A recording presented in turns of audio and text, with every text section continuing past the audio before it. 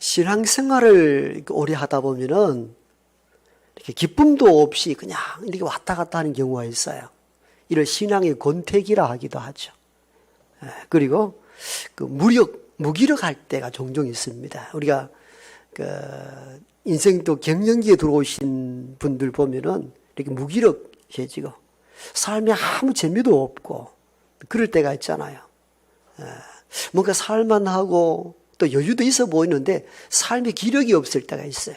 갱년기, 또 무기력함, 이걸 경험하게 되는데 신앙에도 갱년기가 있지 않나. 무기력할 때가 종종 많아요. 별 가도 감동도 없고 기쁨도 없고 그냥 또 이렇게 교회를 다녔기 때문에 안 나갈 수는 없고 나가는데 기쁨이 없는 거죠. 그런 경험 없나요? 그런 경험이 있을 수가 있거든요. 그리고 저 사람 참 신앙이 좋다 말하는데 가까이 보니까 내가 보니까 아닌 것 같아. 뭘 보고 저 사람 신앙 좋다는가 이런 회의감이 들 때도 가끔 있습니다.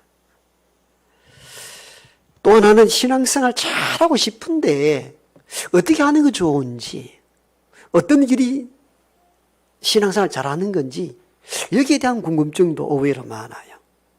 우리가 오늘 아주 짧지만도 이 시간에는 이런 부분들을 좀 다룰까 합니다. 어떻게 신앙에 회복이 있고 신앙이 뭔지 이런 부분들이 좀 해소가 되어야 될 필요가 있거든요. 첫 번째 이 신앙생활이라는 부분을 좀 점검할 필요가 있습니다. 그리고 이 신앙의 무기력함을 회복할 수 있는 길이 뭐냐면 먼저는 신앙의 대상자가 누구냐에 대한 분명한 대상을 찾아야 됩니다. 저와 여러분이 이론적으로는 잘 압니다. 우리 하나님을 믿는다 말하는데 실제 우리의 삶 속에 신앙생활 삶 속에 이렇게 보면 신앙을 대상하는 분이 하나님이 아닌 사람일 수도 있고 다른 목적일 수도 있습니다. 즉 교회 다니면 사업이 잘 된다든가 자녀가 잘 된다든가 뭐 이런 데 목적을 두고 왔을 때에 신앙의 목적 대상이 불분명할 때에 굉장히 어느 순간이가 무기력해집니다. 처음에는 뭐 자식 위해서 잘 된다 하니까 교회 다니고 기쁨 넘쳤는데 어느 순간이 되면은 그게 아닌 것을 알게 될 때에 굉장히 무기력해집니다. 교회 나가도 기쁨도 없고 어떤 자극도 없고 그러는 거죠. 오늘 본문 주님께서는 제자들에게 주기도문을 가르치시잖아요. 그 주기도문의 첫째 가르침 뭡니까? 하늘에 계신 우리 아버지요. 같이 한번 해보십시다. 잠들 겸 하늘에 계신 우리 아버지요. 기도의 첫 번째 시작은 기도를 받으시는 대상자가 누구인가에 대한 바른 인식을 가지고 기도하라는 것입니다. 우리가 공적 기도를 하고 회중 기도를 하기도 합니다만 여러분 참 기도를 잘 드리죠. 그러나 우리가 참 기도 잘한다는 것과 관계없이 그 기도가 사람을 목적으로 하는가 하나님을 대상으로 하는가는 굉장히 차원이 달라집니다. 또는 기도가 어설프기도 하고 아름다운 문장으로 꾸미지 않았지만도 그 본심이 하나님 앞에 서서 하나님을 향하여 기도한다 할 때와 참 잘 갖춰진 명문의 기도문이라 할지라도 여기 앉아서 듣는 사람들이 참 기도 잘했다라고 생각하고 기도하는 것은 출발 자체가 다르다는 겁니다. 즉 기도의 대상자는 오직 하나님이셔야 합니다. 그래서 이렇게 기도하라. 하늘에 계신 우리 아버지요. 즉 기도를 받으시는 분 누구를 대상으로 하는가? 하나님이어야 하듯이 신앙의 대상은 사람이 아니요 하나님이셔야 합니다. 그럴 때에 우리가 무기력해지고 또는 좌절감이 느낄 때도 흔들리지 않는 힘이 여기서 생기는 것입니다. 오늘 우리의 신앙이 무기력하고 갱년기를 접어든 사람처럼 기쁨도 없이 왔다 갔다 하는 가장 큰 이유는 신앙의 대상자를 놓치고 살기 때문입니다. 가끔은 초신자들이 목사님 보고 장로님 권사님 보고 저분 참 좋았어. 여러분 오래 지내다 보면 굉장히 위험해집니다. 신앙의 대상이 사람일 때는 허무에 빠질 위험이 큽니다. 상심도 크고. 그러므로 신앙의 대상을 기도할 때 하늘에 계신 아버지여 하듯이 하나님을 신앙의 중심에 두셔야 합니다. 그럴 때 요동함이 없는 것입니다. 아브라함이 하나님을 대상으로 바라보았을 때는 두려움이 없었습니다. 너 본토 친척 아비 집을 떠나라 했을 때는 하나님만 바라볼 때는 하나님 말씀 끄고 떠날 수가 있었어요. 그런데 가나안 땅에 가니까 환경을 봅니다. 가뭄으로 먹고 살 일이 없습니다. 하나님을 바라보던 대상이 세상을 바라볼 때 위기와 환란이 옵니다. 그래 애굽으로 돌아서 버리고 아내를 노이동성으로 여기고 바로 왕에게 내놓는 가정적 위기를 초래하는 것도 믿음의 대상, 바라보는 대상이 다를 때 오는 위기입니다. 그러므로 저와 여러분들은 신앙이 왜 기쁨이 없고 감격 없느냐? 신앙의 대상인 하나님을 다시 찾을 수 있기를 원합니다. 이게 가장 중요합니다. 두 번째, 신앙을 어떻게 해야 되는가? 우리가 신앙의 대상이 하나님이라면은 이제는 하나님이 하신 일을 믿고 살아야 됩니다. 하나님은 우리에게 행하는 일을 믿고 바라보는 거예요. 오늘 본문 11절에는 이렇게 기도하라면서 우리에게 일용할 양식을 주시옵소서. 이 기도를 왜 드립니까? 우리에게 먹거리를 주시는 분은 하나님이시란 고백이잖아요. 마찬가지로 하나님은 우리에게 먹을 거리를 주고 우리 인생길을 인도하시는 분이라는 사실을 믿을 때에 이 무기력함에서 벗어날 수가 있습니다. 우리는 이 신앙 자체, 즉 대상자도 흔들리고 이 대상자이신 하나님에 대한 하신 일에 대한 믿음이 없을 때에 공허해지기 시작합니다. 왜? 그분이 나에게 뭘 하는데? 그러나 여러분들, 우리가 일용할 양식을 달라고 구하듯이 먹을거리와 기본적인 모든 것을 공급해 주시는 분은 우리 믿음의 대상 하나님이십니다. 하나님이 우리 인생길을 인도하시고 간섭하시고 역사한다는 이 믿음을 잃어버렸을 때 공허해집니다. 예. 하나님이 하시는 일을 모르니까 공허해지죠. 기쁨이 없는 것이죠. 그러므로 저와 여러분들이 신앙생활 할 때 무기력과 무력함에 빠질 때 하나님을 바라보고 하나님은 우리에게 하시는 놀라운 일들을 다시 체험할 수 있기를 원합니다. 마지막 세 번째는요. 그 하나님의 말씀대로 살아보는 것. 이게 신앙의 삶입니다. 우리는 우리 삶의 방식대로 살아가고 하나님 날 좀 도와달라고 말하죠. 오늘 본문 주기도문에 보면은 뜻이 하늘에서 이루어지듯이 땅에서도 이루어주소서. 즉 하나님의 뜻이 이 땅에 이루어지게 해달라고 기도하라는 겁니다. 우리는 거꾸로 하잖아요.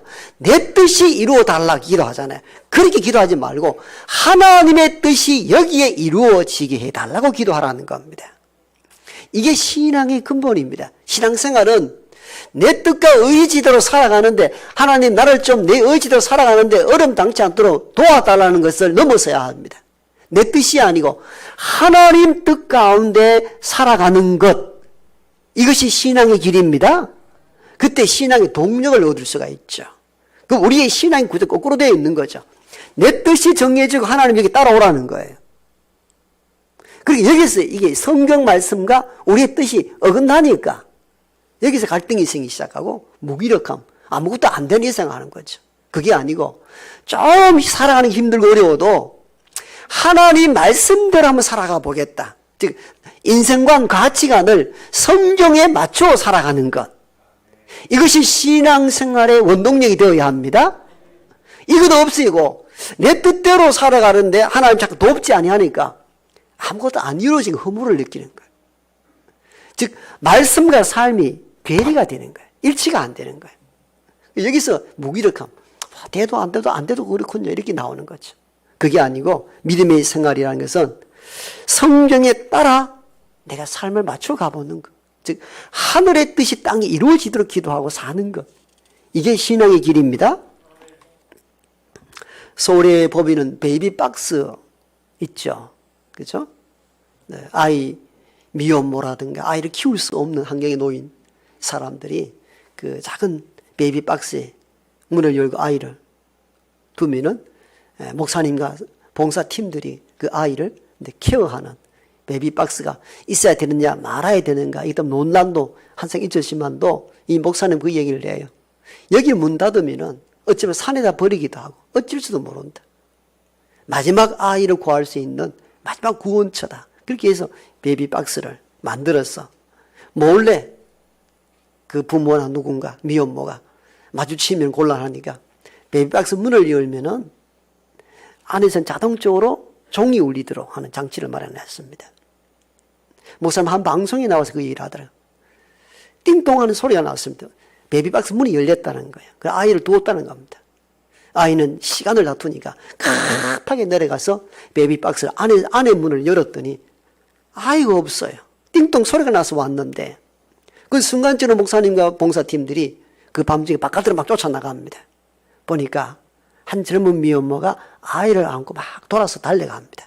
막 쫓아가서 그 미혼모를 붙잡았습니다.